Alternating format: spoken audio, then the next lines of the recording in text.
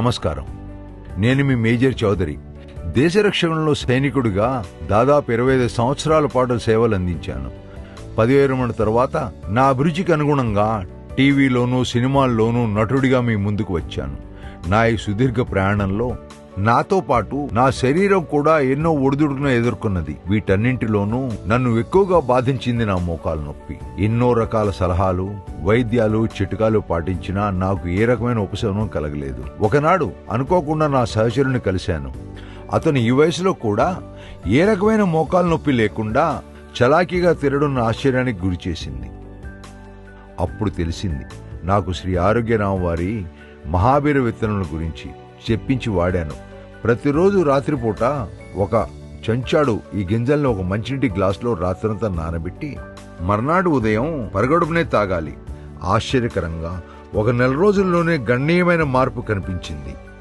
క్రమేణా నొప్పి మొత్తం తగ్గిపోయింది.